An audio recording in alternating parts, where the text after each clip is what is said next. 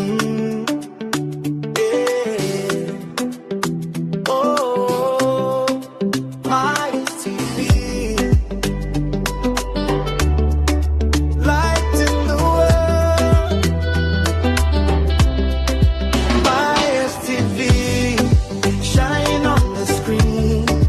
Voices of hope, living the dream. From Africa's heart to the world we see. Truth and culture. Myers TV, Myers TV, bringing light each day. Stories that guide us, show the way. One love, one voice, one destiny. Welcome to the future, Myers TV. A vision was born with a purpose so true. Buena Myers, we honor you. With faith and courage, the journey began. Building a platform for every man. Through trials and growth, the light stayed strong. Turning every challenge into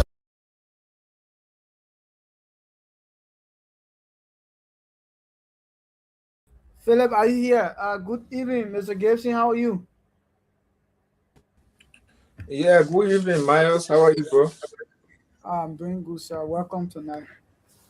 Yeah, thank you. Yes, sir. Thank you. Yes, sir. Yeah, Philip. Philip, Tolo, how are Yes. you? Good, Mr. Gibson. I'm doing pretty good.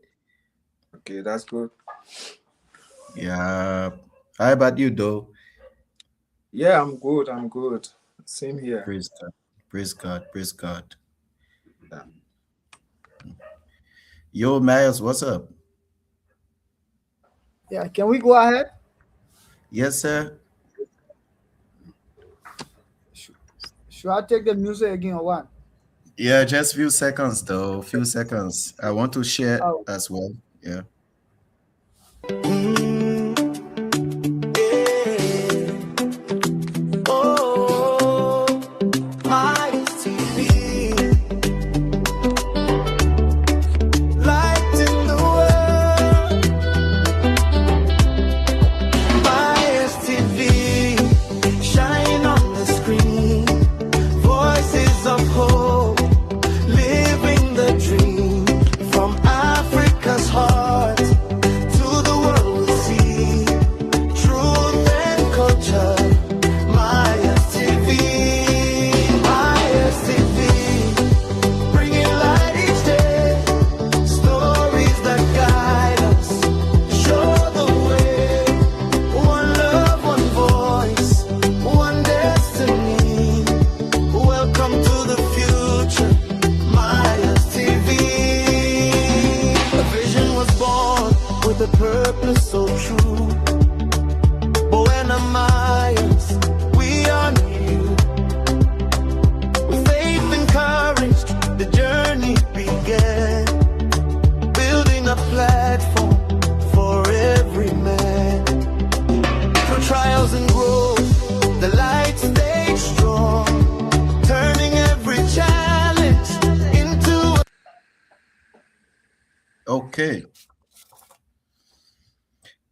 It's a blessed day for us, and also night, evening, morning, afternoon. I mean, it's actually a great time for us all being alive again by God's enabling grace and protection. In all our goings, in all our gettings, it has to be a supreme God who's actually protecting us, providing for us, and I mean, He just keep forgiving us along the way. So it's a great day to be on the Mass Television with like-minded individuals who are doing exceptionally well in their own path of life. And I would like to extend my, gratitude again to Mr. Gibson, who has been with us from the beginning of this month. And he's here with us in the middle, and we know he's going to, go with us to the very end. the very, very end. So, hello to our followers. We know you are doing pretty good by God's grace, and thank you for your support as always. And I would like to extend my thanks again to Miles, for being there for us technically, ensuring that everything goes well from the back end. And even my own quote unquote elder brother, I want to say good evening to Isa and welcome. You being my co host tonight. I mean, we're going to have a fascinating time, and I'm going to pull your leg though. I'm going to pull your leg tonight. So it's actually great having you guys on, and I know we have some of our panelists who will be joining us very soon. And again, tonight the topic has to do with something very critical and crucial to nation building. If you gonna strategically, morally, and technically look at tonight's topic, it's all about nation building. It's all about man making. It's all about family, relationship. And character, identity. Wow. These are great, concept that we can actually look into and discuss and make it more practical as it is, so that even the simplest person who have the simplest understanding can get the knowledge and can get the practical wisdom from what we discussed tonight amongst ourselves on this platform, and can be able to implement on a day-to-day basis, because it actually calls for a daily actions, not just an eventual action. It requires a day-to-day action that we all ought to take. And we're going to look at inside the character and identity. We're going to look at who are you becoming? Who am I becoming? Who are we becoming? And as we behold, we become. And as we become, the nation become. That's it. So when I did my own reflection and I kind of do my own study on this topic, because I did two things. I reflected and also, study as well. So I'll be like, okay, as we behold something, that is, I want to be like David in the Bible, who was a very unapologetic, repenter. He repented publicly after he was being told by the prophet, hey man, you did this, you did that. What did he do? The Bible says that David, removed his royal cloth and he put ashes all on him, and went into fasts. And he prayed unto God for a forgiveness of sin. Yeah. So this is actually, when he saw himself in that position as a sinner, he behold becoming a repenter, a righteous man. And as he beheld, ever since then, what happened? He boldly became that righteous man and started to do right things, and he was upright with God and his people as king. So as we behold, we ought to become, and as we become as individual, the nation prospers. The nation prospers. That's why the Bible says, what can a nation do when the people foundation is destroyed? So it's important tonight we look at who are you becoming in Liberia? Who are you becoming in your family? Who are you becoming at your job site, in the marketplace, in your family, at school? Who are you becoming, Miles? Who are you becoming, Mr. Gibson? Who are you becoming, Mr. Moore? Who am I becoming, Mr. Dolo? Who are you becoming, our followers and our friends? So tonight we invite you to join us as we discuss this topic. From discipline to integrity, we're going to take a look at that. We're going to, take a look at habits to our destiny, because our habits daily leads us to, our destiny. And this conversation tonight is for every young person who's building their future in this 21st century, in this Gen Z era. This topic is for you. So I would like to do you a favor by extending our invitation to you, so that you can also extend to your brother, your friend, your sister, your mom, your dad, your husband, your wife, your children, or your child, your bosses, just extend our invitation to them. Let them all come on and join you with us as we discuss this topic, because we need not forget that who we are becoming today will actually shape the Liberia we all see tomorrow. The Liberia we see tomorrow is what we become today. The family we see tomorrow, Mr. Gibson, is what we are becoming today. The life we see tomorrow is what we are becoming today. So it's important that as our names will open the doors for us, our character should be able to keep us in that very room. As our names, our faces will open doors, will create opportunities, will create, jobs for us. Let our characters help us to sustain.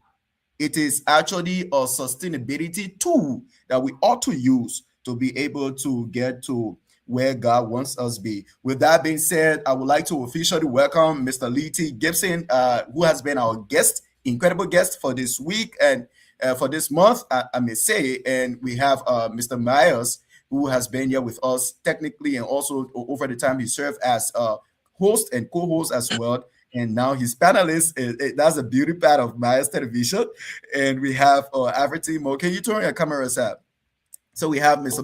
Averty Moore Jr., who is my co-host tonight and my quote-unquote elder brother. So I would like to firstly start off with Myers, who's going to introduce himself. Thank you so much, Alfred. Philip. So Philip has said it all. He said last week I was here as the host, that of co-host as well, and tonight we are here as one of the panelists. So I'm D. Bernard Marius, currently studying in India, studying Operation Theater Technology, final year student, and I'm so excited to be here and also be one of the panelists for this all unique discussion. So I hope tonight all of us who are watching can be able to share the show as many as we can do, that we all can come here and learn something and go back tomorrow and try to implement it in our life, because tonight's topic is something that you won't like to miss. So we encourage you to stay tuned. When you don't have data, try to call somebody and say, please send me the data. I want to follow this show tonight, because it's going to be so interactive and interesting. So thank you so much, Mr. Dolo. Thank you, sir. So I'm going to kickstart with Mr. Lee T. Gibson, who happens to be our guest. Okay, so thank you very much, Dolo. I'm going to say good evening, good morning, good afternoon, wherever your location. My name is Lee T. Gibson. I'm a Liberian student studying in China, and I happen to be the guest on this show tonight. Last week we were here and we had a very fascinating discussion, and today we are here again to continue that, that beautiful discussion. So it is good to be here, and I'm always grateful to the Myers TV family for the opportunity, to appear on this great platform to share our knowledge and our experiences to our people. So thank you. It's good to be here. Thank you, sir. So I'm going to move on to Mr. Moore Jr. Yes, sir. Your intro.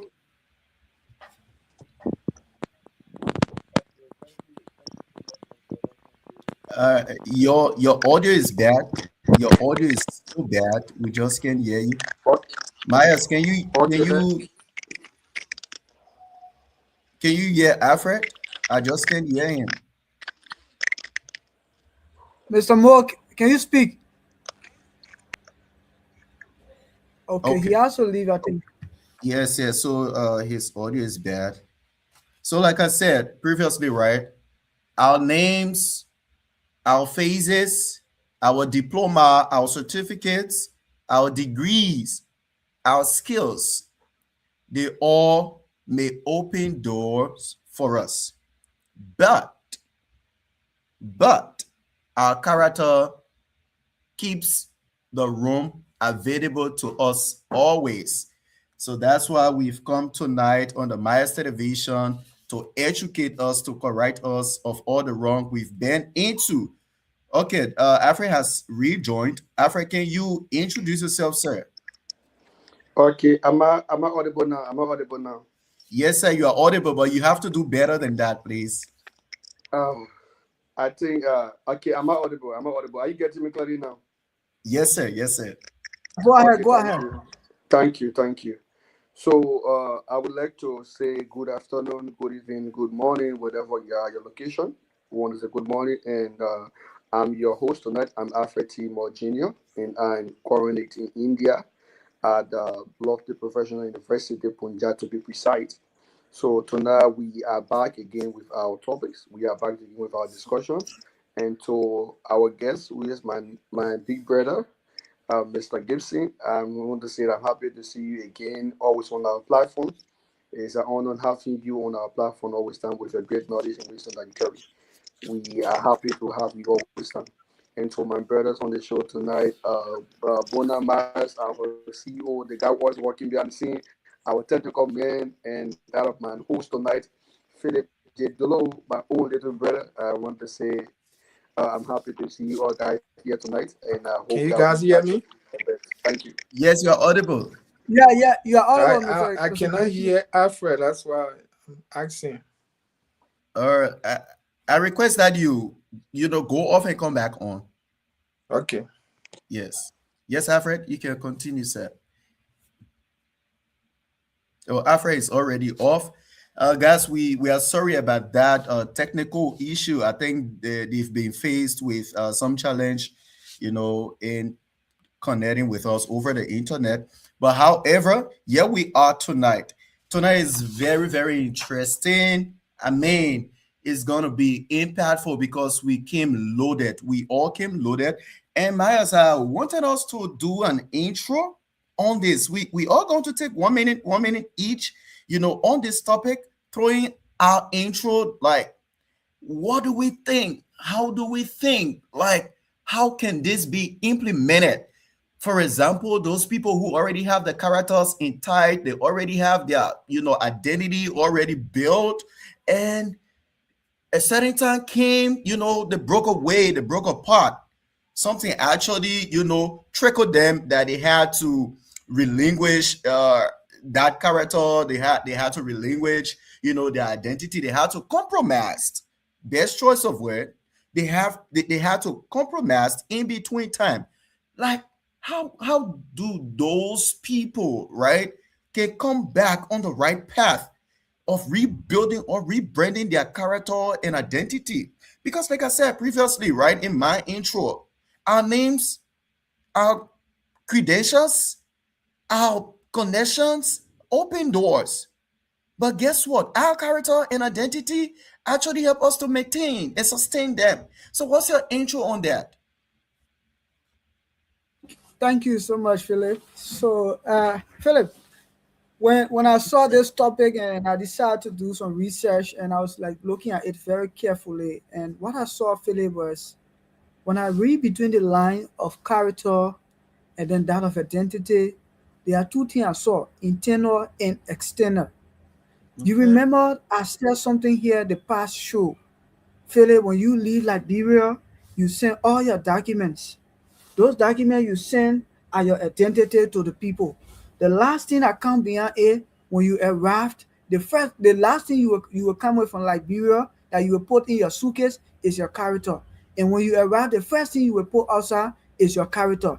Because when I read between the lines, I was like, but why is it talking about internal and external? Philip, your character can only be seen when you appear somewhere. It's something that is within. It's something that is just seated within that it cannot just right be showing unless you as an individual, is present. But your identity, like we usually say, your identity is something that everybody, might know about. Oh, Philip is a religious person. He's from the Christian background. Philip is a student of so university. Philip, he's telling this, he's telling this. That's a very good thing. And when it comes to, you ask a very important question, Philip. Sometimes it happens in life. We make mistakes sometimes. We compromise sometimes with situations. Sometimes because, like I said to you, character is within. It's an external thing, right? Sorry, internal thing, right? So sometimes your mind, Philip, your mind sometimes when there's when there's like you said when I saw the headline, when no one is watching you, time for you to make certain decision, your mind try to trick up, Philip. You still a point of but let's take for instance, Philip. you have this contract, right? Philip, we want you to do this thing, right? And once you do this thing, we are going to pay you so and so amount. But this thing is illegal. It's illegal, and as per your ethics, it doesn't give you, that courage or audacity to do that particular thing. Philip, your mind try to be disturbed. Your character try to judge you. But if I do this thing, and Philip, whatever you do today, live after you tomorrow. It try to play on you seriously. There where nobody will be around to see the kind of decision you made. And those decision you made Thank you, sometimes, sir. Philip, sometimes we can be in error. But Philip, I can say to you sometimes when you do some things in life, right, you can still Mm. come back. Right? That's why when you read Second Chronicles 7:14, right? And when God was saying, if my people who are called by my name will humble their, listen, you make mistakes sometimes, you fall yourself in error sometimes you make a wrongful decisions. Sometimes the way you are to stand, right, as a believer, the kind of characteristics you carry, sometimes you deviate from it. We fall short, right? But did you hear what he said at the end of that I like scripture? I He said, like the if they fact would I like the fact, Miles. I like the fact that you said we always come back, whenever we go out of character, and we always come back whenever our true identity has been compromised. I like that. Mr. Gibson, we're going to turn over to you, in just 1 minute, 30 seconds on your intro about, we becoming today and Liberia benefits tomorrow. Our character making us to become better today and Liberia benefits tomorrow. Like, I would like you to, just give your intro on this thing, on this character and identity, because both actually give us a better Liberia tomorrow. So, what say you on this topic? Yeah, thank you, Dolo. You know, if we don't want to complain in the future about, let's say, good leadership or our government, then now we need to put more effort in our characters and our identity because True, we are the future leaders of tomorrow. We are the true. one that Liberia depends on tomorrow. So we should personalize our actions, our behavior in a good manner because we cannot safeguard a country, the future of the country when we are not careful of our characters and our identity. So it might not be something that people are seeing, but you as an individual, you have to work on your character, you have to work on your identity, because tomorrow we are all going to be dispersed in society, in sectors in our society.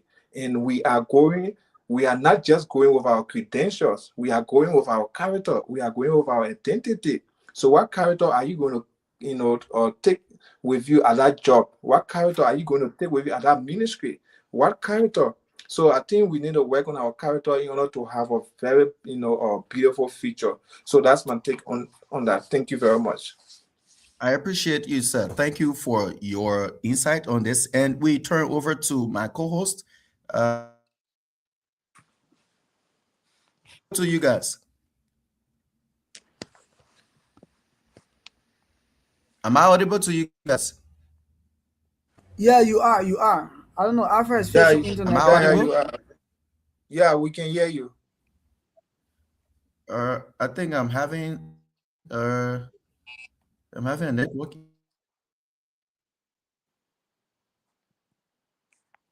You say you have a network issue.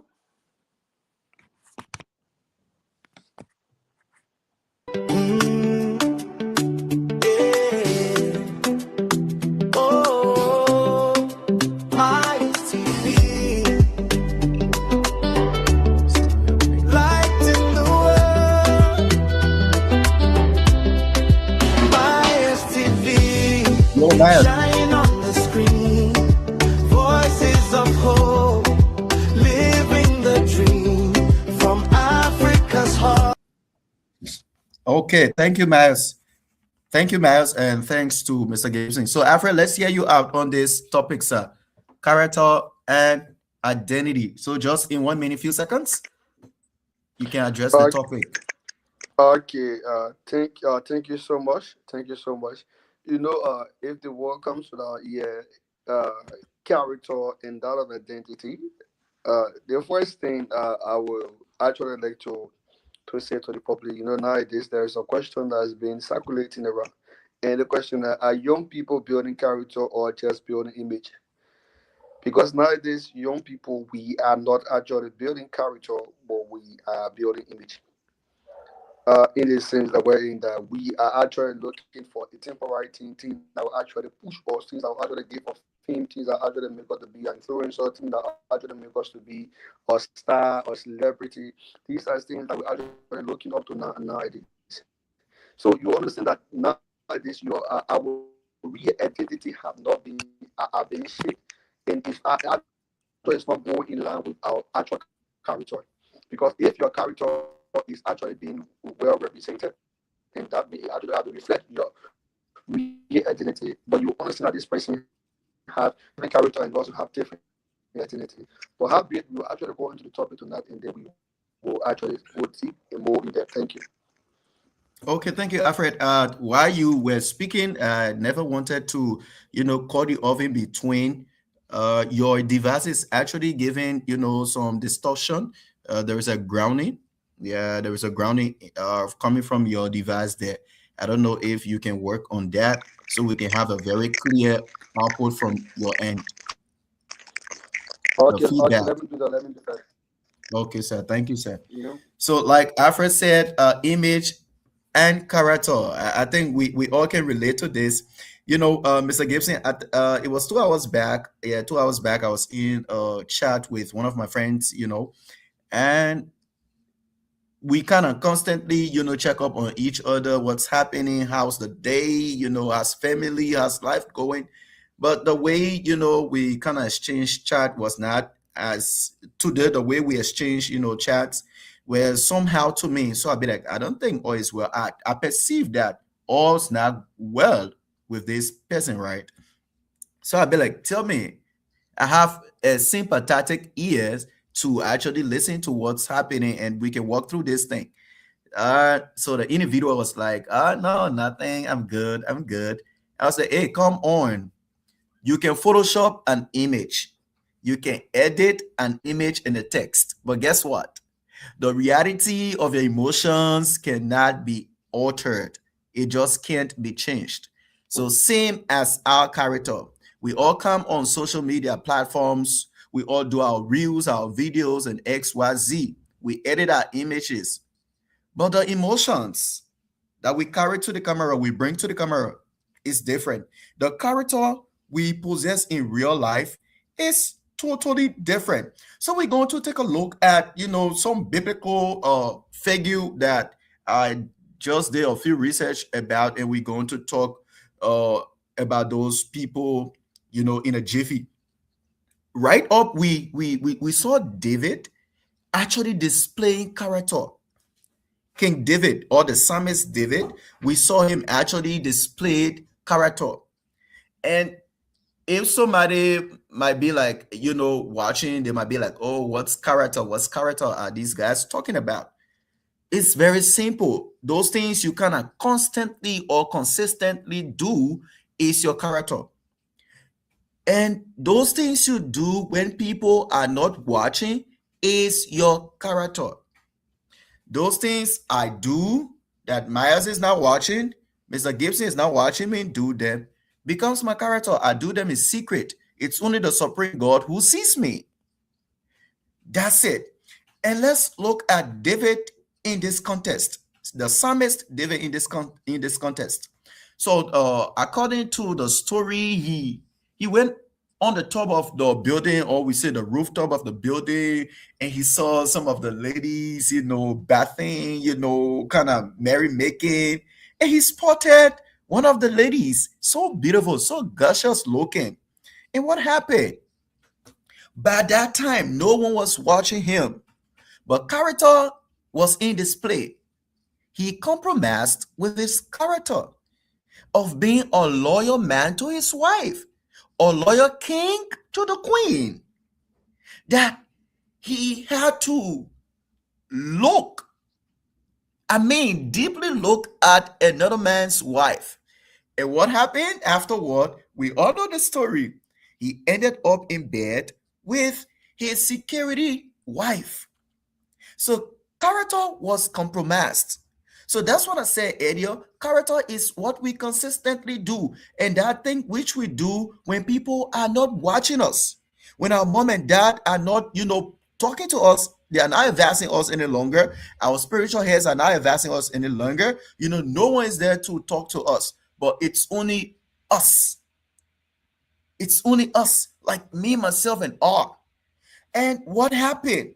He did what he had to do. He slept and blah, blah, blah. We know how it ended. And the prophet came to him. The prophet Nathan. The prophet Nathan came to him and be like, "King, there is this man, and this man had everything. But guess what? He left all that he had, all his possession, all the good possession, the beautiful women, blah, blah, blah. He left everything that he had to go for a security's wife. The security's only wife, Miles. And he had to do what he had to do with that madam. And David was like, if that man is in this, province, I'm going to do this to him. I'm going to do that to him. Such people, such character is not allowed. It's not permitted in our province. And lo and behold, the prophet Nathan said to him, "Lo, king, it's you." Whilst his character was compromised, David boldly, openly, admitted his failures. He went out of character. He admitted that he did go out of character, that he had to go into submission, into humility. He fasted and prayed, asking God for mercy. So this is one example of character being compromised and character being rebranded. Mr. Gibson, what say you on repentance as a character in one's life? In 1 minute, sir. Can you hear me? Yes, sir, you are audible. Yeah, I think that is why the story just given, that is why this man was called, a man after God's heart, because he was not perfect. He did not have a very, full, that's a good character, but because of his consistent repentance.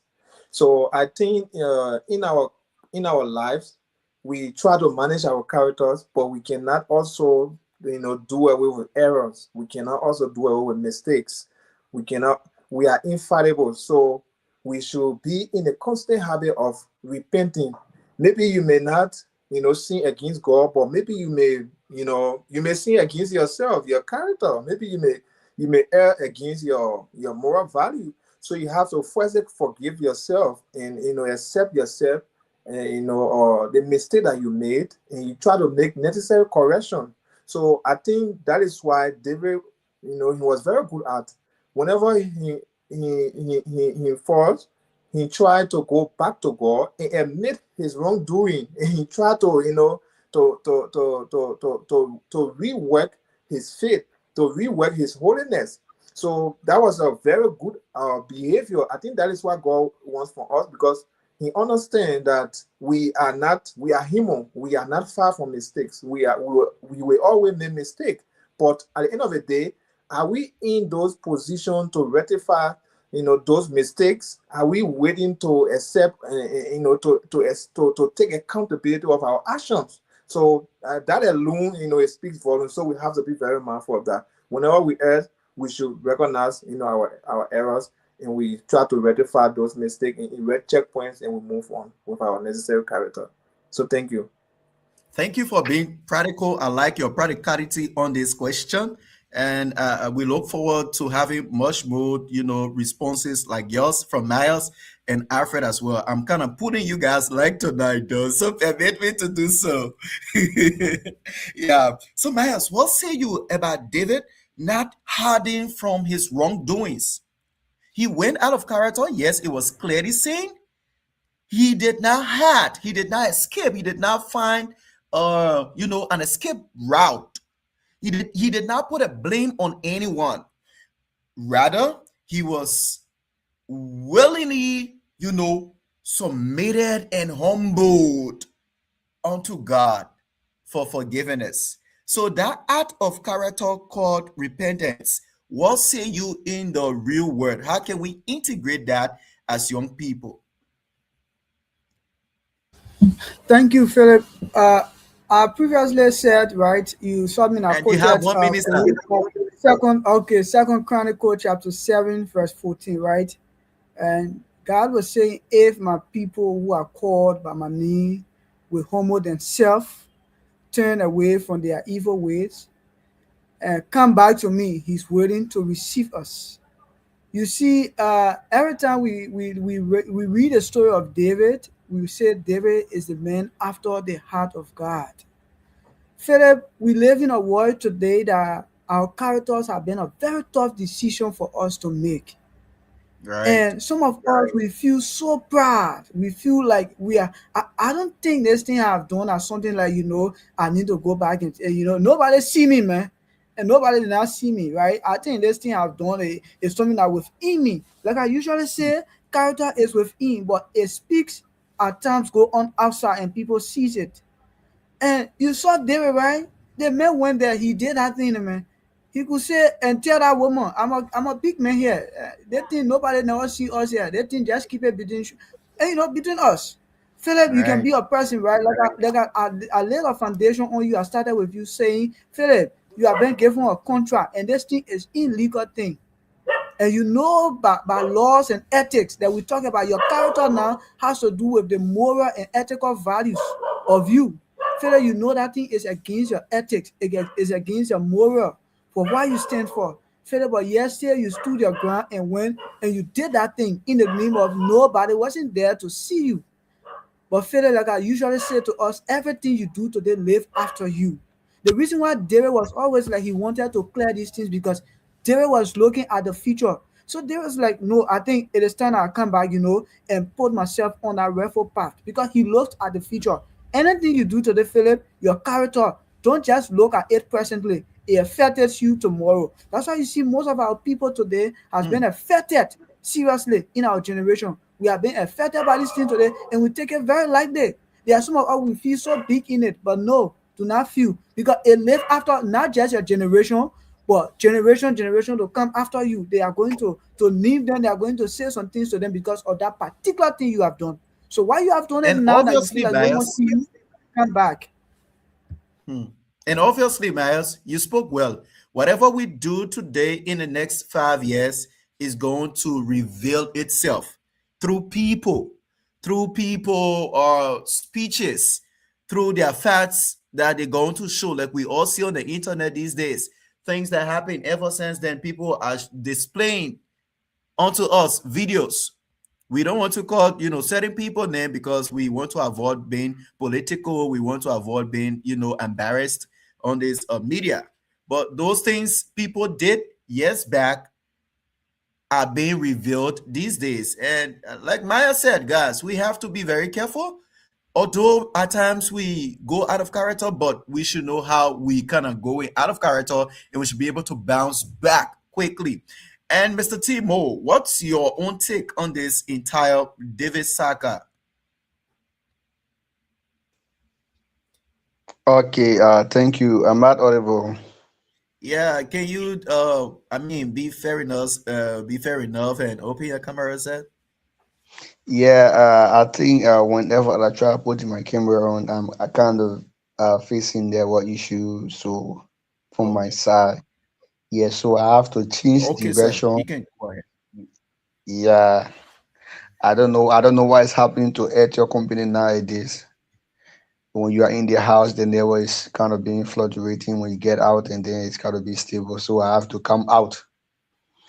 Yeah, because Okay. I don't want to make these interesting topics. That's why I have to make some sacrifice, even though the place that cool, but I have to do it. But how be it? Okay, let me actually address the direct issues. Uh, you see, when we are talking about character about David, there is actually display a character of being a real Christian. In display a character of being of let's say of being a true child of God. Basically, you and there is a scriptures in the Bible that talk about grieving of the Holy Spirit, right? And then the grief Yeah. of Holy Spirit is the sense wherein that if you actually do wrong thing and then you try to feel sad, it's not basically like you want to see the Holy Spirit crying, but it's about the spirit that is in you is kind of being sad, and then you try to feel that guilt within you that actually what I did was actually wrong.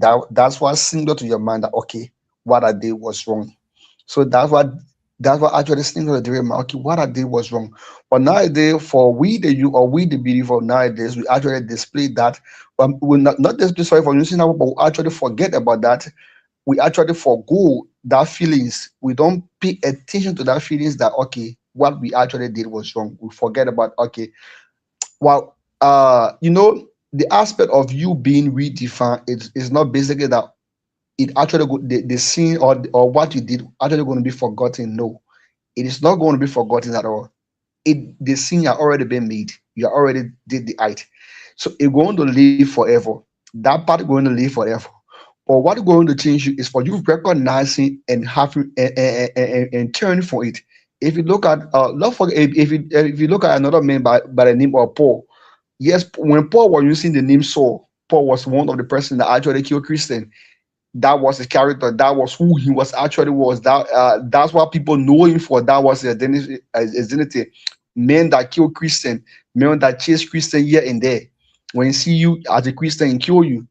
But after Paul changed from being Saul and now turned to Paul, even though that name lived after him, Saul, man who killed Christian, but when he actually found his real identity, a character has now changed from being the man that killed Christian to the man that is standing for Christian, that is preaching the gospel.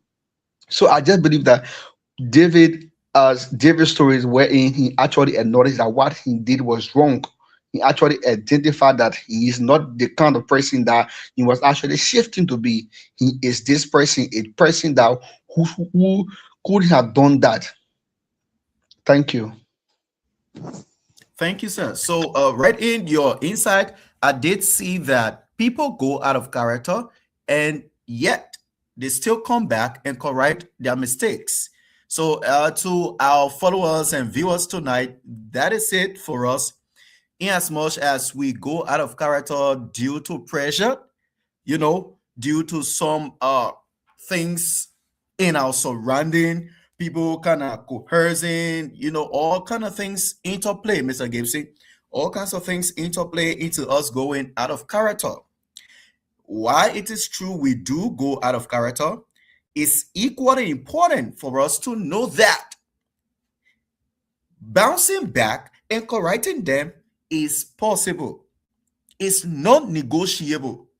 It's possible and non-negotiable. So that was it for David, and we're going to look at Daniel. And Mr. Gibson, you're going to have 2 minutes to speak on this. You've been a guest tonight. You're going to have 2 minutes to speak up on Daniel. We're looking at Daniel displaying unwavering integrity. We all may know the story of Daniel, right? To our followers, we don't want to be that biblical, like, oh, Christian, no.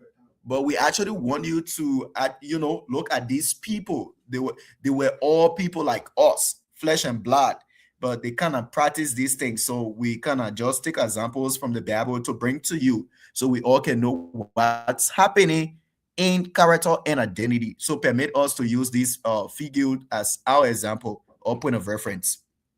So as we saw Daniel many years back, he displayed unwavering integrity, right? Even in that foreign land where he left his own home, his family, his people, his friends, his cycles, he left everything, his possession, and now traveled into a foreign land due to whatever reason that time it might be. And he still submit. He still was faithful to his conviction, to his religion, to his faith, to his moral standard. They had to tell him that if you don't bow down to the golden image, we're going to, put you in the den of the lion. Imagine that. It was a life-threatening statement. It was a life-threatening condition they put him into. We blow the trumpet And if you do not bow down at the sound of the trumpet, you're going to be thrown into the dens of the lions. Yet he stood firm, committed to his faith, continuing to pray on a day-to-day basis. They were mad. What should a man in our country, a foreign man in our country, now bowing down to our gods? Let me not say false god, but to our gods. Why should a man in our country now obeying our rules and regulations? He's not going according to our constitutions. Yet he still remain grounded. He still remain firm to his conviction. So what say you on Daniel's situation displaying unwavering integrity as a character? Well, thank you very much again for this opportunity. The question is, is quite critical and it's also good. Daniel, what we're talking about, integrity, which means doing the right thing even when it costs you something. Sometimes some of us, we compromise our integrity when we notice that we have not been watched or we are not watched. So the story of Daniel, it teaches a lot. For example, before Israel went into exile, there was a promise made to Israel by God. He told them that if they don't repent from their sins, therefore they are going to be, they are going to be in captive in exile for like 40 years. So it was something, and they as people, they did not obey God. They went and, they sinned against God massively. So at the end result, they were captured and they were sent into captivity, into exile. So it was where Daniel and other the three Hebrew brothers and every one of them, they went into Babylon. So being there, and Daniel being an elder, and he also knew the book. So he was an educated man. So he knew the story, the history of his generation. So he kept praying and he did not compromise his faith. So when that time reached, Daniel now, he said to himself, God told us that if we sin and we are captured and sent into exile, we will spend 40 years. And now we have spent 40 years. So he has to uphold to his promise. So Daniel was very prayerful and he kept praying consistently. He did not stop. That is integrity right there. Even though the year has surpassed, the time has elapsed, but there is no result. But Daniel kept his faith. He kept praying. That is integrity, because he stood on his integrity. Even though God has promised, but it hasn't worked. But I have to continue my integrity, because this is who I am. This is what I stand for. So let me just give you a practical example in our, we try to that portray in our society. Some of us, we are impatient. Yeah, some of us, we are impatient. Even when things are not working for us, we don't tend to hold our integrity. We compromise our integrity because we have, maybe sometimes we are faced with a physical challenge or something, financial challenge and something like that. We compromise our integrity because of the condition. There were years sometimes people saying, God said no, God will understand. No, God wants you to make the difference. So back to Daniel's story, Daniel consistently prayed and reminded God. And when he told God that you promised us that we will be free at this time, but now this time has elapsed. So now we need to be free. So he kept praying. But when God sent his answer, we all know the story. The angels, in the higher places, they heard the prayer and what have you. And we know the story. But the story I'm trying to get is that Daniel was consistent in his prayer because he stood on his integrity. He stood on his character as a man of God, that he couldn't compromise his faith. So some of us, we need to embody that too in our society, in our profession, in our daily life, in our family, so that we can stand for something that we believe in. So I think that's my take on it because of time. So let me give the other panelists a chance. So thank you for the question. It's quite good and it's challenging. Thank you. Thank you so much, sir. I like the way you were being practical after we look at it, the biblical side of that, and you bring it into our current scenario, right? Our current world we live in. So I'm going to go strictly up to Miles. So Miles, here's the thing: you being Miles, I being Philip. Okay, let's be specific. You being Miles, being pressured by your mom, by your dad, your spouse, by inner circle, someone so beloved to you, kind of put you on the spot and be like, hey, Miles, you are working there at the clinic or the hospital or whatever medical facility, right? And you are entitled to everything. I need you to compromise your ethics. I need you to compromise your moral responsibility to take whatever available in that medical facility that is not yours. Though you are entitled, but not yours, not your possession, not your belonging, not your property. I want you to compromise your integrity by doing X, Y, Z. So what say you? What's your position on that? Let's be honest. Philip, what you're saying, and then I'm just overthinking. Philip, let me tell you, what make you man is your word. Right, What make you man is your word. The Bible says, "Let your yes be yes, and let your no right. be no." Sometimes we face their challenges, and sometimes what the first thing that come to our mind sometimes is poverty. You Hmm. see, poverty has been one of the serious barriers that we face today when it comes to making some uh, decisions that will lead us to a rightful path or a wrongful path. A lot of us today we mind poverty, we do what we don't supposed to do. Philip, I'm driving to the question you asked me. Philip, I have spent almost like 3 years now in India. I learned the ethics. I learned all these necessary things pertaining while I'm studying Operation Theater Technology. Right, It taught me that if you get to the hospital, no matter the situations, treat everybody equally. Do right. not do what is not part and parcel of what you have learned that is outside your field of studies. Philip, let me give you these other scenarios. Sometimes you hear that I don't want to say, I don't know, should I leave it, but let me say it because it's something that is happening in our time today. There are some Right. doctors Yeah. today or surgeons, they are lose their respect, their integrity from people. Do you know why?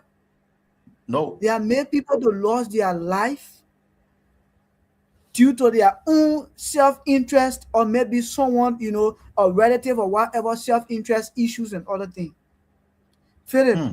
I can tell somebody, I did not bring money to this world. I'm not going to carry money with me anywhere. If I supposed to join anything that should have made me to be that kind of person I feel I want to be, I should have done it from the first day I was born. Now I Fact. have taken a time I've gone to school and learned very much and understand between right and wrong. And I stand to be someone that always want to stand for the truth. Philip, I can tell you, no matter the situation, no matter the parents, sometimes you will be even neglected by your own family because of certain decision. Let them neglect you. Right. But at the end of the day, you saw what happened. What happened to this man we're talking about today? When Daniel was thrown in the lion den, what happened? They did not survive from it. He He survived. survived. Sometimes you will be pushed to the wall to do certain things. That's why our society today we are facing a serious problem. And I hope our parents who are listening today will take the. I want to say for the question you asked, no matter the situation, I won't like my ethics or moral value to make me to feel that to be that kind of person in the future that people will need me. That negative thing I will do, my generation to come will be effective. I will tell you, we will always stand for the truth no matter what. I'll stop it for now, Thank you, Philip. sir. Thank you so much. I like the fact you just, spoke out. it's well taken, and I do believe that our followers and viewers are actually getting some practical knowledge of this conversation tonight. Yes, Mr. Gibson, I do see you pointing. Yeah, you're Yeah, recognized. maybe after I'm appealing for like 30 seconds so that I can give, as we are Sure. discussing, ideas are coming also. I wanted to give this very important Nice. I like information. that. I like that. I like that. So I like that. I like that. It's pretty good. It's pretty good for the conversation tonight. So for the sake of the conversation, we're going to, go outside a little bit, and do some extra stuff. So let's move on to Alfred. Alfred, what say you when you have been put on the spot, even when it is leading to, you being disconnected or detached from your loved one, from your family? Are you going to compromise your integrity? Alfred, what say you?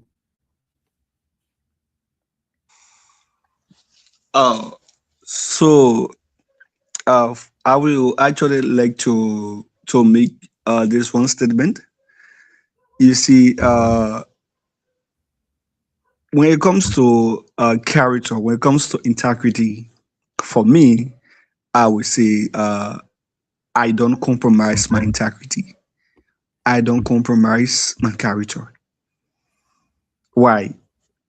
Why did I say so? Why does that mean that I don't compromise my character? I don't compromise my integrity. Why does that mean by that? Okay, now let give let me say this. You see, if I having to compromise my character or compromise my integrity because of my family, because of my of whatsoever situation, then that mean that was not actually my real character I was displaying at first. Now I'm actually displaying my real character. You see, there is one thing I usually tell people. I say everyone has something within them, which is the real self, which is the real character. But it just shows that there is nothing at that point to activate that particular part of them. That's why you haven't been shown. So if I have like to that. go another way, then that means that that particular part of me was already there. It had been existing long term, but to actually activate what was showing, what was hidden in me, the real side of me. So if I having to say, okay, now because of this situation, I'm going to do this. That is actually me. I'm not doing it because of the situation. I'm not doing it because of what or because of my family or of my loved one. No, I'm not doing it. I'm doing it because that is me. That is my character. I always tell people, I say, okay, now I say, I have one female friends on campus that always work together. Phil, if you know Phil, right? So Yeah. I always tell Phil, I say, I can advise you to go to follow a man who does not go to church because obviously you want to change him to come to church. I can advise you to actually let's say a man who does not spend money on woman. Actually, one day he's going to see the need of it. You're going to see the need to do it. But I can never advise you to actually stay with a man who beat or abuses you. She said, why? If a man does not go to church, then what's the difference in he's not God for it? I said, let me tell you something. A man who abuses you, who beat on you, because of love, you say, okay, I have changed. I won't do it again. But let me tell you something. The moment there is something to activate that particular part of him, that beast of him, it's actually going to be showing. That is the real self. The main part, the time you actually know your character is when there is something to activate it. That's the time you know your real identity. That's the time you know who you actually are. That's the time you don't get to know who the Afra is, who the Phil is, who the Mr. Gibson is, who's the Mr. Morris is. That's the time you get to know. You cannot know yourself wherein you are actually living comfortable, you're actually living happy. That's why I always tell people, you don't go in comfort, you go in chaos. That's the time you know your real strength. You get to know who you are. If you're actually going to enjoy, if you're actually going to stand firm. You cannot grow when you are certified. You cannot know yourself when you're certified. You see a lot of people today, they are lost on the way because they don't know who they are. They don't know who they don't actually know their character because where they And are actually living. Mr. Moore, for the most part, you said our character is being seen whenever there is a chaotic situation. That's the time our real character is being seen. So I like that point you actually made, and I mean it actually stretches out to identity. When a sin has been created, someone has actually gotten on our nerve, Miles. Someone has got you irritated. They have gotten you annoyed, Mr. Gibson. That's the time we see patience, which is called character, in display. That's the time we see impatience, which is out of character, being in display. Alfred, you were very smart on that, and I like the way you were being practical. So we're just going to give the 30 seconds to Mr. Gibson to speak out what he has. Okay, thank you very much. You know what I wanted to say is that because the question is centered around Daniel, so I wanted to just give this information about him, another information, because that, like I was saying, right, Daniel, they spent like 40 years in exile. So, and I just noticed that those 40 years, it did not change Daniel. The culture of Babylon did not change Daniel. The environment did not change Daniel. He stood his ground. He stood for what he stood for. For example, culture may influence you. Don't get me wrong. You can adapt new culture, depends if it is in line with what you believe in. But Daniel noticed integration. That is called integration. Integration. Thank you very much. So if you can be integrated into a society that is not against your moral value, that is not against your what you believe in, your integrity, is no issue. But Daniel noticed that the culture of the Babylonian, it was quite different from what he believed in. So for that reason, he did not adapt to that culture. Imagine someone spent 40 years in another man's country. So, for example, let's just give a practical example in our society today. We just have few people, sometimes when they travel from, let's take our country, for example, right? They travel from Liberia to another country. The moment they spend 5 years, 6 years, they adapt to all of the culture. Whether it is against their faith, whether it is against their moral value, whether it is against their integrity, guess what? They call it civilization. What? They allow it to change them totally. It changed them. Modern civilization. Modern life. Yes, yeah, I like that. So you see, so I think we have to be very careful, and that is the information I wanted to provide just in 30 seconds. So thank you very much. I'm coming back to you, right? I'm coming back to you, and I give you 20 seconds extra. So what say you on that scenario you just gave? What say you about adaptability as well? Because come to think of it, we have to adapt. And I like the fact you set example, on a Liberian, right? Going to another country, different culture, different belief, different weather, different, ways of doing things. What say you about adaptability? Can someone actually call that adaptability instead of being, okay, for best choice of word, I'm going to borrow what Maya said, modern civilization, right? So what's the thing like civilization and adaptability? What say you there? Yeah. I think the modern civilization, like you are doing things all the way as the pattern of the world, right?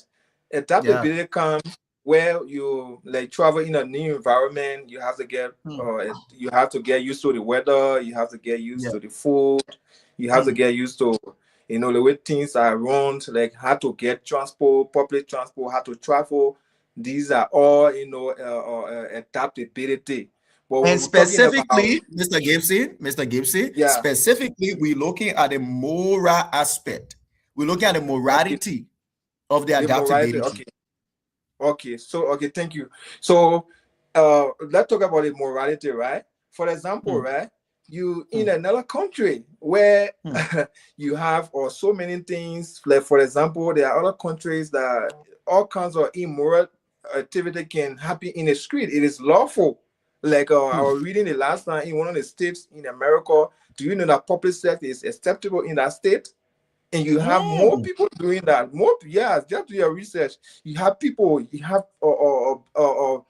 Christian from Africa, Christian from Liberia, people that were, back home, they never used to do that. But because they say, oh, this is something that we have to adapt to, and it is happening in the societies, therefore we should also, do it. So they are adapting to that culture. They are adapting to it. It is immoral because it is against your faith. So I don't think it is something that if it is against your faith, there is no need to adapt into that system. If that system or if that attitude is against your state, I mean your faith, no need to adapt to that. Yeah, you should draw a thin line. Now I'm in Thank you, sir. China. There are other things that I should adapt to, but against my faith, I cannot. Right. I cannot. Right. Yeah. So I think we should draw a thin line and enjoy the pantry. So thank you for the 20 seconds. And thank you too for the last punchline you gave. There should be a thin line drawn. There should be a demarcation. There should be, a clear scene comparing what we practice back home and what is being practiced abroad. Then we cannot compare and contrast, so we know exactly where we stand, Myers. And to our followers tonight, as we discuss character in the first session, and my co-host Steve Moore Jr. is going to take us for the second session, which is identity. We should be discussed in the next 26 minutes, and we will be 1 hour 30 minutes on the live feed. I would like to just give this advice to us all, that no matter what we see, no matter the pressure, no matter the irritation, no matter how annoyed we become, no matter what we see, that is kind of good to our hearts, it's kind of good for our family, it's kind of good for our children. But our faith is telling us no. Our constitution is telling us no. The rules and regulation of your business is telling you no. The ethics of your profession is telling you no. The rule book, the guideline is telling you no. Do not go against it, because if you do go against it, you are clearly being out of character. And we have to be people of character based on our different faith. You are a Muslim man, you are a Christian, you are a Buddhist, you are a Hindu, you are a Sikh, whatever you are, do just right as a human. We are not being religious here, but we are only being, very open and very moral to the discussion tonight. So we're going to end we all have this 1 minute to work in, but it's going to be 1 minute 30 seconds. And after it's going to take us for the next 15 minutes. After it's going to take us for the next 15 minutes, and we call this a night. So we're taking a look at Ruth, right? We all know the lady Ruth in the Bible, where she had to marry, Naomi's son. And what I want us to discuss there is a character called loyalty. A character called loyalty. I would like us to, discuss this thing. So Ruth, after losing her husband, she still chose to stay with her mother-in-law. Although she was beautiful, she was still young. I mean, she did not bear any child. I stand to be corrected. She did not bear any child for Naomi's son. Yet, she was like, okay, ma'am, we were with you in good times. Unfortunately, the difficult time has come. The challenges has come. You have actually lost your sons. You have lost your possession. You have lost your pride. You have lost your strength. I, Ruth, will not go anywhere. I will not go back to my family. I will not agree to marry any man else. But for the rest of my life, I will be with you. Wherever you go, I do go. Whatever you eat, I do eat. Wherever you sleep, I do sleep. Looking at loyalty at the very core. I mean, very loyal to that woman. She's still with that woman. And for the most part, it was in a foreign land. It was not in her own hometown. It was in a foreign land, like Daniel we just talked about. So what say you, Myers, on loyalty as a character? How can we practicalize loyalty in this time and in this age? Just 30 seconds, Myers. Philip, the issue of our character, and I was reading and I make some analysis. I understand something called short terms and long term character. Right. And the issue of this Naomi and Ruth story, I understand that Ruth gave her in-law, I think it's Ruth, right? Gave her in-law that long-term character has to do with that loyalty. There are some of Hmm. us we are inconsistent. At certain point of time, at our short-term character, we behave very good. Our long-term character we change it sometimes. But you Hmm. see, you remember she said, no matter the place you go, no Hmm. matter the food you eat, even if they cause you to die on the highway, we will die together. Hmm. Loyalty today has been a serious problem that it is difficult for us to find in our society because I don't know, some of us we take it so complicated to us. We Hmm. will start on a very good path today, but at the middle we will try to shift. Hmm. I want to say to us who are watching today, the one of the key root or components of your character is loyalty. Hmm. Is loyalty because your loyalty can lead you to that greatness that you wishes for. Right. Your loyalty to somebody because you don't know what is ahead of you. Like I said previously, right? Everything that you do today lived after you tomorrow and times to come. And you understand it? She stood her ground and said, but even though your son, even the late one you get, he said, no, I don't think that once I will go Jenna to come to your age and what have you. She said, no matter what, anything you do, I'll try to stand before you. In our society today, Philip, how many of us are waiting to stand by one another when it comes to difficult time? Hmm. You know, Philip, we have a perception in Liberia, and this is something that is destroying our country gradually. We only come together when there is negative thing happening. That's the time we Hmm. stand by people. In a sense, right? When somebody die, Philip, where people do not put money there to go and take money from there to bring it there to bury that person. But when that person Hmm. is ill, do you find relative around? Do you find No. anyone around to keep that person in comfort zone? These No. are challenges we face today, but they only wait for the negative part. But you hear the story of Naomi, she said, no matter you go, the kind of food you will eat, no matter what you will do, that's a thing of commitment. That's a thing of I'm gonna be with you. Even if they will put you to that hole, I will be with you. It just drew my attention again to when we're talking about Daniel. Daniel said, no matter anything you do, if you want to kill me, you kill me. Anything you want to do. But you saw at the end of the day what happened to him.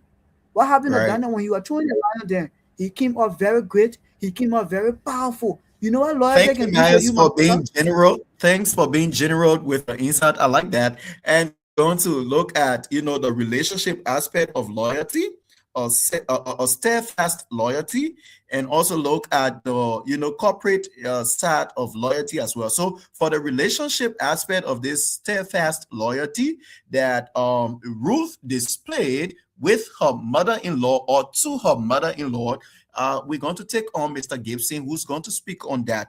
And after him, we take on Alfred. Alfred, right after Mr. Gibson, ends, you just pick up, and right there you can transition us to identity in the next 10 minutes. Mr. Gibson. Yeah, what's your question? I didn't get you. So the question is all about, Ruth displaying a steadfast loyalty to her mother-in-law Naomi when she lost her sons and all her possession, that he had to travel into a foreign land, and she struggled with the madam to provide for the madam and do everything she had to do. Despite of being young, a young lady, still beautiful, having bear any child, imagine you haven't bear any child, still beautiful, charming, gushers, yet you choose to stay with a widow whose sons and husband and belongings have been gone away from her.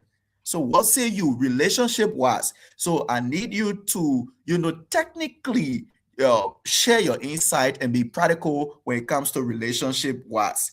Someone displaying loyalty in a relationship. It could be parental relationship. It could be, you know, a romantic relationship or spiritual relationship. But I just want you to be very inclusive as you discuss the relationship aspect of this steadfast loyalty. So I give you 2 minutes, and then after your time, Alfred speak on that. Better still, he can talk about identity. Thank you.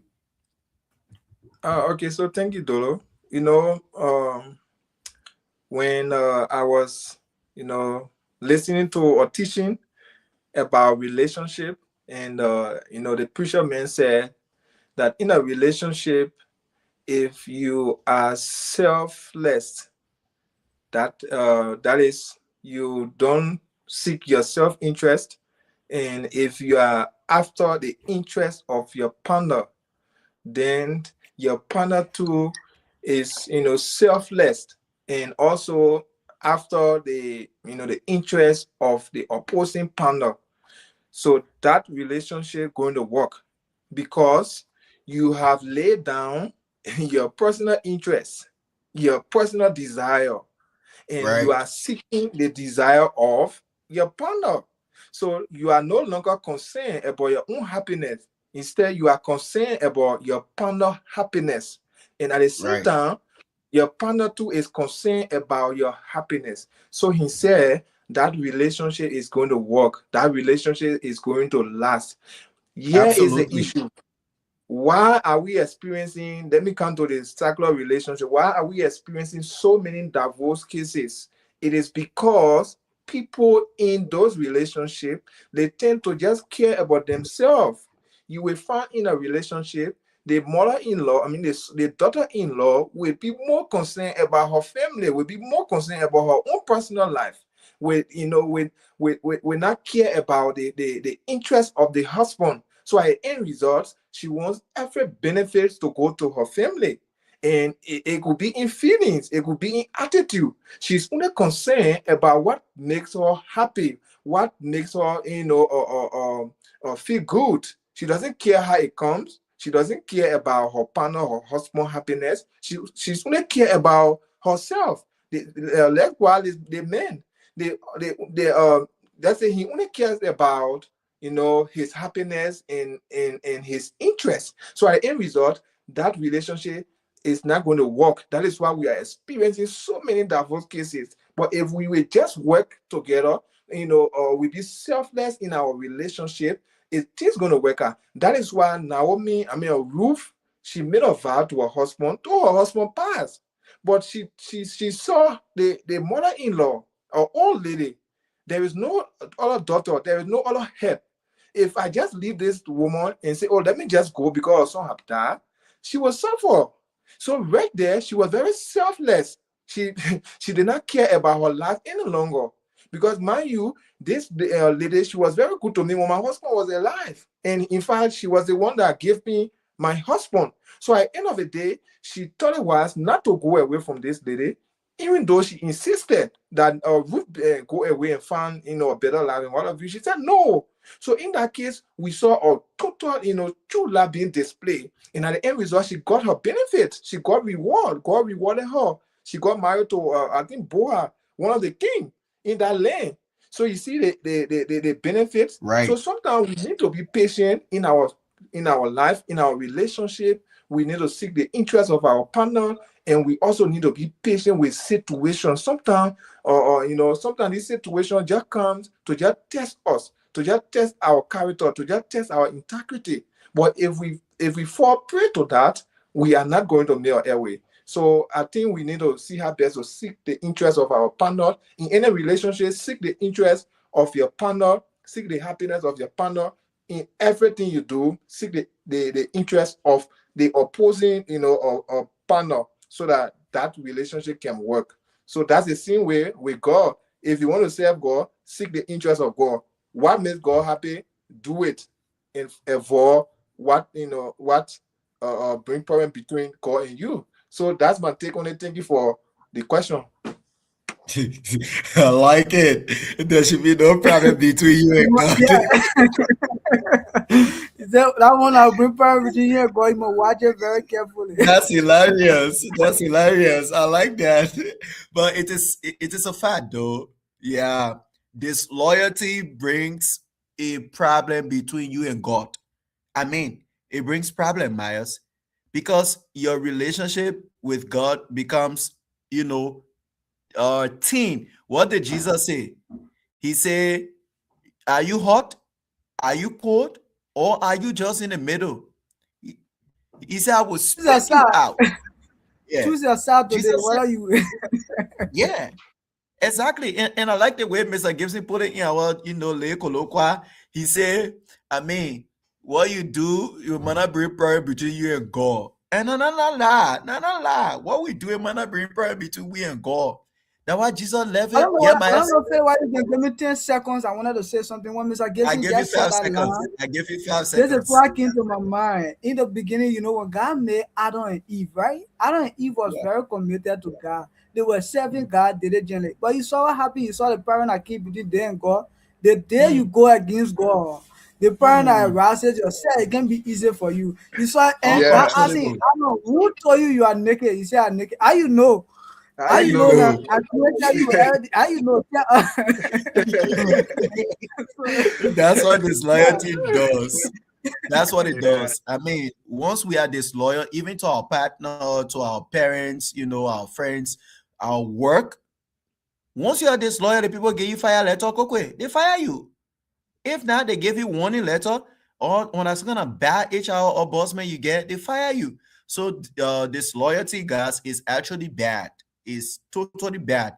It brings to you, the worst.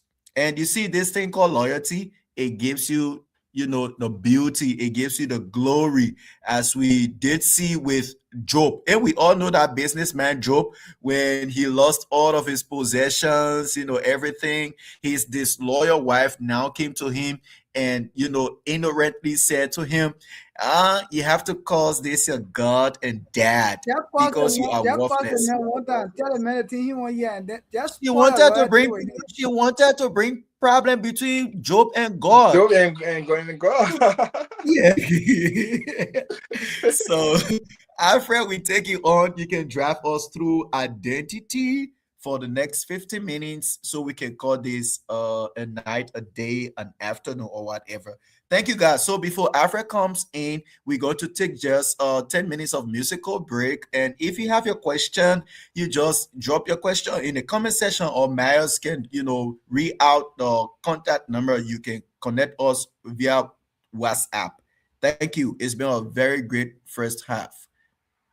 Truth and culture. Myers TV. Myers TV. Bringing light each day. Stories that guide us. Yeah. Oh, Myers TV. Light in the world. Myers TV, shine on the screen. Voices of hope, living the dream. From Africa's heart to the world we see. Truth and culture. Myers TV, Myers TV, bringing Thank you, light Miles. I each think you can day. bring down the music. Stories that guide us. Thank you, Miles. You can bring down the music. Thank you so much. And again, guys, before I turn over to my co-host, Mr. Alfred T. Moore, for tonight's episode on character and identity, we are specifically looking at who are you becoming? Who are we becoming for our family, for our spouse, for our children, for our community, for our nation, Liberia, and the world at large? And especially, who are we becoming for God? Yeah.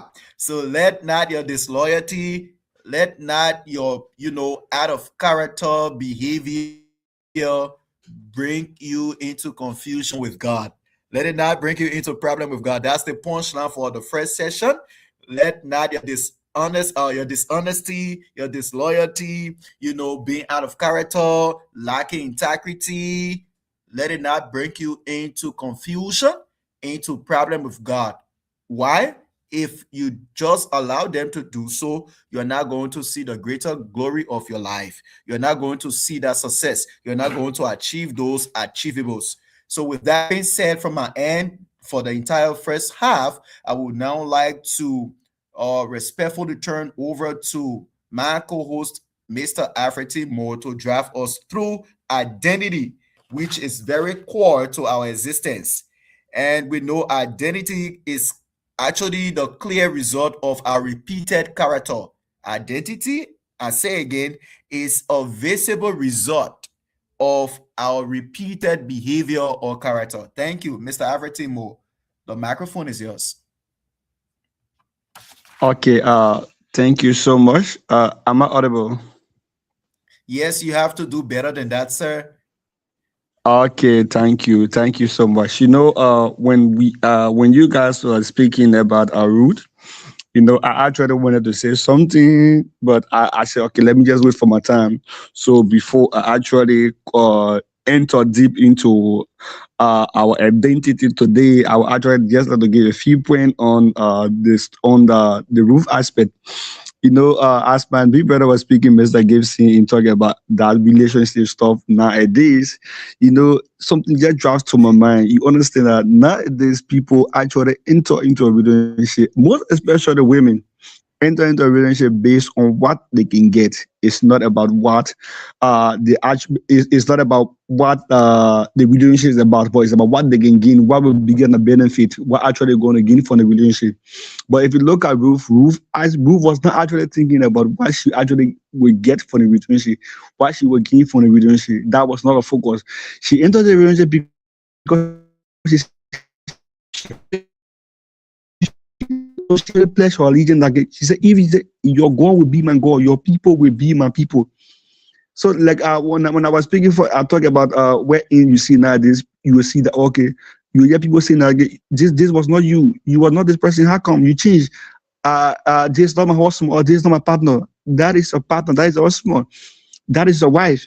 It's just like the actual time for the situation that should actually bring the real character up was not there at that moment. That's why you didn't see the true self then.